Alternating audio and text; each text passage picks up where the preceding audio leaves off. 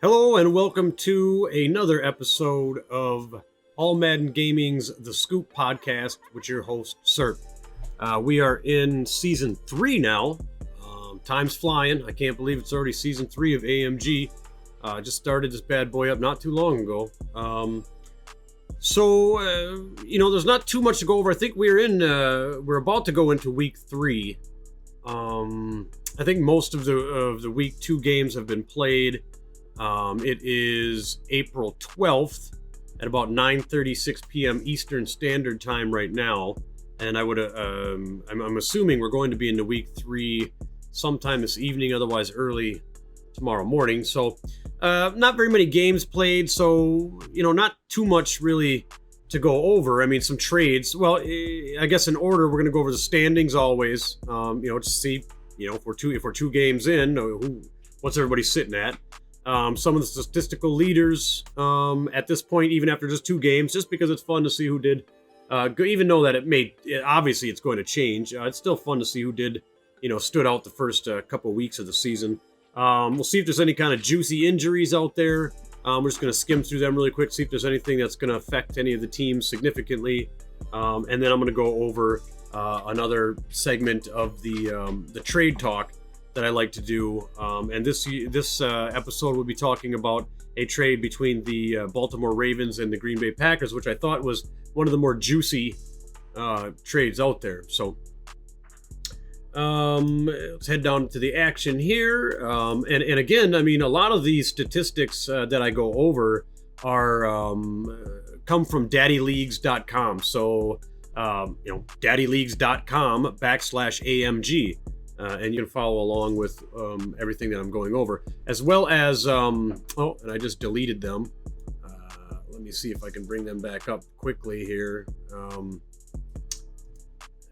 AMG Insiders, here we go. As long as, and then Twitter, obviously, if you're on Twitter, you go to @AMG_Insiders, and I get a lot of, team rankings and I mean, they've got anything that you could possibly think of. Injuries would be on there. Standout players would be on there. Their picks for games will be on there. I mean, anything. They have a plethora of information on that Twitter page as well. So I'm going to start out quickly. We're going to go over the not so in-depth standings as of right now, which looks like, well, a lot of people have played both games. Okay, so that's good. Let's see here. Yeah. So AFC. Let's go with the AFC East, of course. First, New York Jets are 2-0. New England Patriots are 1-1. That kind of doesn't surprise me. Now, we don't have who they played yet so far, but I mean, the records here seem in line with the past 2 seasons. I mean, New York Jets undefeated at 2-0. The Patriots 1-1. Dolphins 0-2, Bills 0-2. That seems to be pretty standard there in the East. AFC West, we got the Kansas City Chiefs 2-0, the Broncos 1-1, the Chargers 1-1, and the Raiders 0-2 is somewhat standard. The Chiefs at 2-0 is nice, an early lead over the Broncos, which are usually the favorite in the West. Also, the Chargers do very well. So, see what's going on there. It's kind of, the Broncos, as you can see, have won it the last 2 times. That's what these hash marks mean. The Broncos are 2-time division champs. Same with the Jets. And then the AFC North, we have the Baltimore Ravens at 2-0. Kind of expected. Steelers 1-0. Browns 1-1. Bengals 0-1. And the Bengals game actually was against the Falcons. It was a great game to watch. If you wanted to pick it up, but you could head over to All Madden Gaming's Twitch. And it would be on there. Fun game to watch. Fun game. Bomber had me on there again to co-host with him. He runs the show there, but it was always fun to jump on there with him. So yeah, I mean, kind of standard again there. The Bengals, I have high hopes for them. I really thought they were going to do well, and the stat line on them, or the scorebook, whatever you'd like to call it, was giving them +6, and I took the +6 with them to win, and they did not win. and they didn't come very even close to winning in my book as far as gameplay would go. So that is the North. The AFC South, we got the Texans 2-0, the Jaguars 2-0, the Colts 1-1, and the Titans 0-2. So a little bit different, a little shake up there. I would expect the Titans to be up more, as well as the Colts. I mean, you know, I guess that's going to be an interesting one to see there too. I mean, and the Colts just as their first win was last season, as well as the Browns. So that is the AFC. We got the NFC East. The Cowboys at 2-0. Go Cowboys. Washington football team 1-1. Their win came from the Cardinals. They faced in week 2. Eagles 0-2. Giants 0-2. The Giants is a little crazy start for them. I wonder who they played. Probably some pretty decent teams because they won the division 2 years in a row and are now sitting at 0-2 early in the season. But again, you know, this is really early, just going over things to get our kind of feet wet. And I'll give some way too early predictions as well. So that's good for the Cowboys. I mean, keep it up. I'd like to see change. You know, not necessarily that I don't like the teams that won it. I mean, I'm all for them, but I mean, obviously everybody likes to see some underdogs win, or you like to see a little bit of a shakeup in a division. Makes for a good podcast anyway. So, you know, and the Eagles, you know, and the football team are kind of right where I would expect them, but Cowboys are ahead and Giants are behind from what I would expected. Rams 1-1, Seahawks 1-1, Cardinals 1-1, Niners 0-2. Yeah, kind of standard there. I think the Rams I would expect them to be 2-0 really. But you know, they've won it the last 2 seasons. And that's about pretty even there. NFC North, we got the Lions at 2-0. The Lions are back. All right, so the Lions had a crummy first 2 seasons, which is very out of the ordinary for them. And now they're back 2-0. Packers are 2-0. The Packers I really like. And I said that last season, and they made it. And they got that wild card. I think they got poo-pooed on the first in the wild card round. But again, I'm just kind of off the top of my head here. I don't really remember. I got so much going on in my brains. But anyway, Lions are doing well. I think the Packers have a really good shot at taking this bad boy. It's either going to be the Packers or the Lions. I mean, I think the Packers, with what they got, and we'll talk about this trade that they made later with Ravens, that could really just get them going, man. I think they could do it. But they've got to beat them Lions out. They got to beat at least one game. They got to win at least one game against the Lions. That's going to be tough. Vikings and Bears, okay, yeah. NFC South, Panthers 2-0. Yeah, they won it the past 2 seasons. Falcons 1-1. The Falcons are my dark horse of the entire NFC. I don't even know if you call them a dark horse. Like maybe like a cream colored, kind of a cross between a white and black. Like a cream. You know what I'm saying? Because they have played very well. Again, that game, the AMG live game yesterday against the Bengals, they showed out. The offense every time. They got a young rookie at the helm for quarterback, and he's just fired. You would think that as far as the combine scores were and everything for him, you'd think that his arm would have been not as powerful, and he wouldn't be able to get them over the top pass as much as he could. But this guy is firing. All right, and the run game is insane. Their defense, not really highly rated either. If you look on paper, was all over the place. Pretty solid squad right there. I want to see them.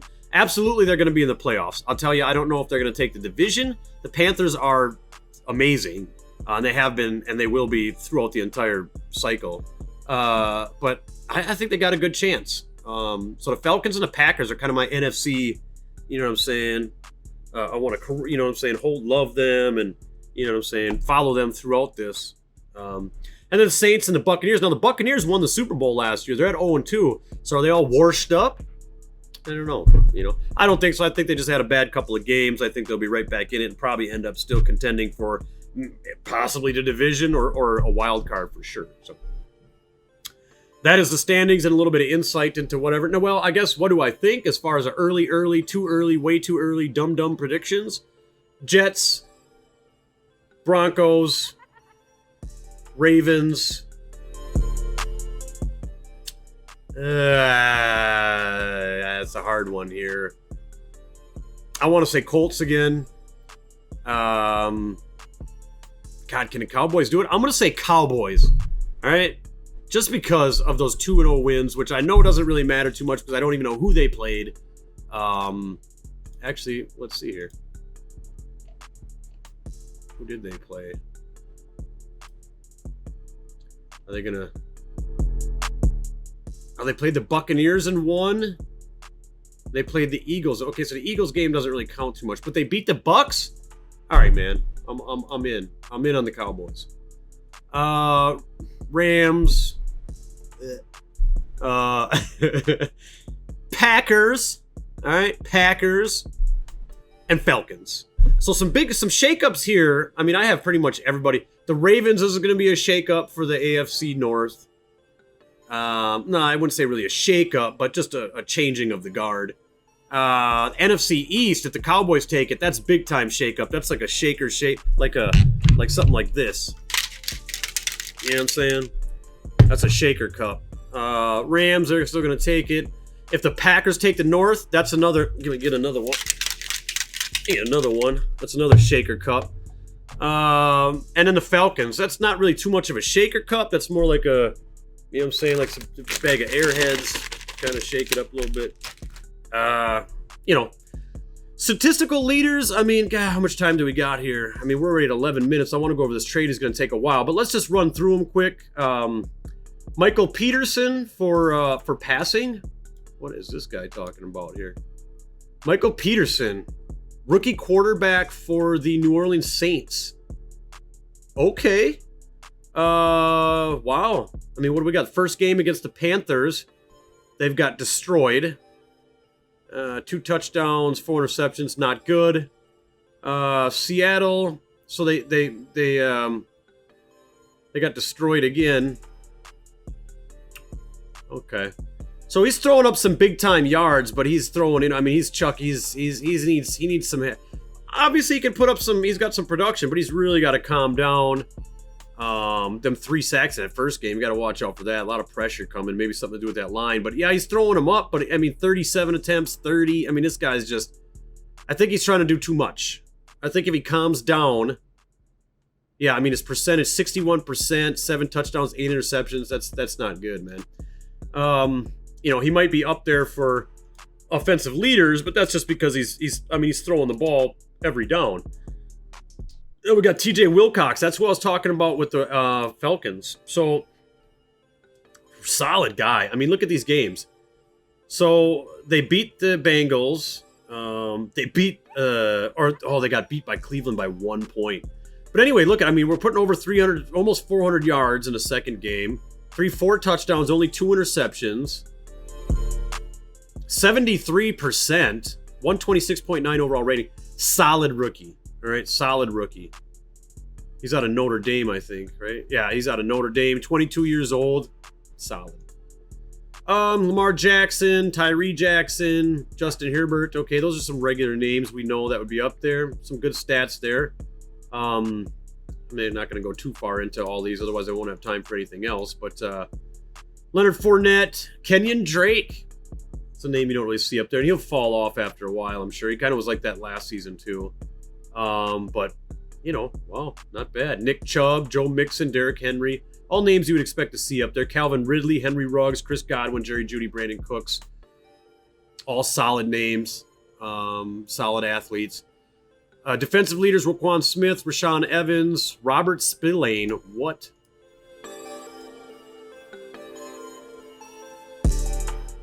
Okay, I didn't really know. That's not a name that I hear very often. I mean, 26-year-old guy, West Michigan, came from. Oh, he's been with the Bills. Bang bang. Okay, well, he's got. Boy, he took 3 interceptions. Oh, that was last year. This year, what has he got going on? 5 tackles, a sack. Just a lot of tackles. That's about it for that. So, Anthony Barr, Jeff Okudah. All right, those are just tackles. I mean, nothing really going on. Kind of the beginning of the season. Kayvon Chaisson, 6 tackles, 5 sacks. What's going on with this guy? I knew that was a rookie. Oh no, 2-year man. God, geez, rookie in 21. So 2 years already he's been in. Okay, all right. My bad. Well, he's already got 5 sacks, which is more than he had in all of 2021. And he got them all against Indianapolis. Colts. This guy. Not the strongest, but man, look at them moves and that speed. And oh my God. He's coming off the edge, makes you want to vomit. Yeah, wow. 4 sacks against the Colts. What in the heck? Yeah, this guy, watch out for this guy. All right, I like that. That's man, we're talking defensive player of the year right there, not defensive rookie. The age threw me off, and I really don't know the name very well, so that's a lack of my knowledge, I guess, there. Ben Anderson, Bradley Chubb, Darius Leonard, Sebastian Joseph Day, okay. Guidry, C.J. Henderson, Westry, Terrell Edmonds, Byron Murphy Jr.'s up there. Some solid names, okay. Well, again, I mean, we don't have too much time here yet for some of the standard stuff, which is, standings, statistical leaders, injuries. That's standard stuff they do all the time. Trade talk, it kind of became a standard thing, but it takes a little bit of time to break down. And actually, I like to, pick who won, or maybe it was a draw, and why. So the why part takes a little bit of, circular background dissertation. You know what I'm saying?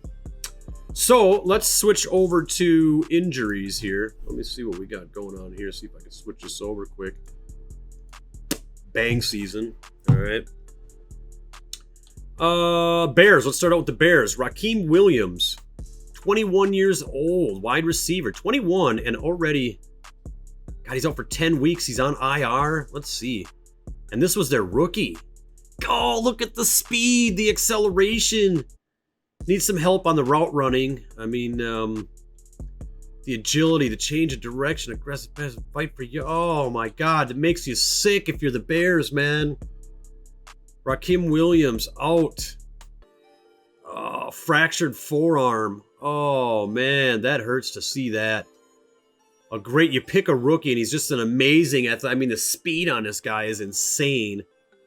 And he breaks his forearm. Oh. That's tough. Just quickly going through here. We got another one kind of, Draymond Jones. He's out for 5 with abdominal tear. What's he really going to do? I mean, he's not really, you can replace him with an FA, I think. Buccaneers, Shaquille Barrett. Torn labrum, out for 4. And he was out last year. I mean, this guy's, they need to start thinking about, what I mean? Yeah, he's a good player and stuff, but he's injured all the time. I swear we seen him up there last year too. What a huge pass rusher. Out. Man, he's even got some good some coverages too. I mean, he's just an all-around solid player, obviously. But man, you got to think about getting rid of him. Jabari. Everybody who normally follows the podcast and or myself will get the reason why we're going to say Jabari coming back next week. That's what we like to see. All right, man. He was a big part of a trade with the Jets, and he went out the first game. Actually went out in the preseason with that dislocated elbow. So that's kind of poopy doopy. And that will absolutely add to that pass rush on that team. 100%. Falcons, Jake Matthews. You never want. I mean, if you got some good O-line, and if any of them go out, that hurts. I mean, in the run game especially. So this guy, he's definitely starting. So that's a little bit of a blow, but it's not hurting the Falcons at all. I'll tell you that. Quan Alexander, that's some big time coverage. It's a big time coverage player. So it didn't really look like it's doing too much against them. Their defense is insane anyway. But I mean, it takes a little bit of he's a good coverage player out there. Matthew Ioannidis, power rusher. Yeah, you don't want to lose your defensive tackle. I mean, he's eating up a lot of runs, and looks like he's got some good. He's a decent pass rusher, but he comes back next week. Brian Moe, nothing there really. Raiders, what do we have there? Damian Schaefer, no. Yeah, it looks like that's about it for injuries. Okay, so let's. I'm going to switch back now, head back over to the window capture here, and we're going to go over the trade. So now the trade was Let's go over this quick. The trade was Baltimore Ravens send wide receiver Marquise Brown and defensive end. This is going to be a fun one too. Yannick Ngakoue. Do with it as you will. I never could say that name. There's a few that I just never could. You just tongue twisters to me. So that's who Baltimore sends. Baltimore sends Marquise Brown and Yannick, we'll call him number 91, to the Packers for Jair Alexander. This guy is disgusting. We caught a little bit of the game that they played on live. We kind of covered a little bit of the end of that game towards the end, and this guy was just everywhere. What was his statistics on that game? That was versus the Dolphins. Yeah, 2 interceptions in that game. Crazy. Effortless interceptions. Intercepciones. And then Rashawn Gary. So, I mean, some big time guys here, man. Rashawn Gary, I mean, boom. It looks like you're almost getting the same people, except different positions. You know what I mean? Except for the defensive end. They just kind of swap defensive ends. Obviously, Yannick is 27 years old. Rashawn Gary's 24. And I kind of like Gary a little bit better, to tell you the truth. So, I mean, what did the Packers really want? The Packers wanted another weapon on offense, and the Ravens said, well, we want another weapon on defense. So, I mean, let's take a look at this. So, Marquise Brown, I mean, insane speed. I mean, this guy is just crazy. Look at the speed. Nah, this is just insane. I mean, you know, he's a short guy. He's definitely got a little bit of ups, but I mean, he's just a speed demon, is what it is. Excellent route running, you know, crazy athletic moves in the you know, the run after catch game. So I mean, if he catches it, he's gone, and he's gone fast. I mean, that's crazy. So let's look at what they did. So in 2020, the Ravens got 1,300 yards with them and 23 touchdowns. And then they got some rookies in there. They stopped utilizing them as much. You know, they wanted to go with the youth and build people. He went down to 800 yards and 7 touchdowns. So I see why they got rid of him. If you're not going to use him and you have some other players, I mean, this guy's an amazing trade token. If you don't need him for some reason, you don't need him and you're doing well with some other rookies, I mean, you can trade him for big time, and that's what they did. Now he's with the Packers. I mean, he's got, what do you got, 93 yards game 1 versus Seattle and a touchdown, 80 yards. So they still got to get into the groove with them. The Packers got to utilize them a little bit more. I know they got some good rookies over there and stuff like that too. So, but I mean, if you're going to pay Jair Alexander for him, he better be leading the team. All right. So, God, an amazing receiver. There's nothing we can say about that. There's no, I mean, he's 25. He's going to be 26, 27, 28, 29. I mean, he's good until we're done, until this cycle is over. Contract, $16.78 million over 5 years. Still got two years left on that contract too. So that's crazy amazing. Yeah. A solid guy. And then the Packers also got Yannick. So decent strength,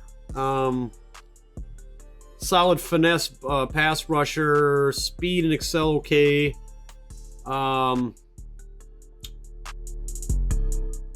Decent in the run. What does he got for oh no, never mind. It is not, he's just a pass rusher. He's a pass rusher. What has he got so far? 1 tackle. It wasn't even in week 1. And what do you have? 10 sacks, 7 sacks, 10 sacks, 2 forced fumbles. So his production's only going up. I mean, he's solid. I mean, it all depends on who you're around with too. But, you know, what do they give up? So let's switch over right away to Rashawn Gary. That's who they gave up. It's a lot stronger. A power move guy, not a finesse guy. Speed is amazing. Cell's amazing. Great block shed. All around a far better defensive end. As a utility, I mean, you can use him anywhere for anything. He's involved in any aspect of the game. He can be there. He had 10 sacks, 7 sacks, 3 forced fumbles, 1 forced fumble. He's got a sack already against Cleveland. Not much against Miami. I mean, definitely the Ravens won that one as far as defensive ends. I mean, Rashawn Gary, and he's 24 years old, and this guy's he blows Yannick out the water. To me, that's just from looking on paper. I really think that he's a far better defensive end just because he can be utilized anywhere in any position, in any play, run play, pass rushing, block shedding in the run game. So they won that one.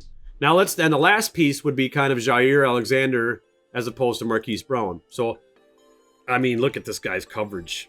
I mean, the salary sucks. He's already into his salary. I mean, he's going to want, 13. He's got 1 year left. He's going to want upwards 15, 16 million probably for a year. I mean, he's going to want some kind of crazy contract like, 50 million over 3 years. He's going to want something crazy. So you got that, but I mean, does that really matter? Not too much. I mean, 5'10", he's definitely got some ups. He's a shutdown corner, short route KO, deep zone KO. I mean, this guy is just absurdly good. Can hang with for real. Whoever he's covering, and everybody loves man-to-man coverage, right? Whoever this guy's manned up against is done. He's done.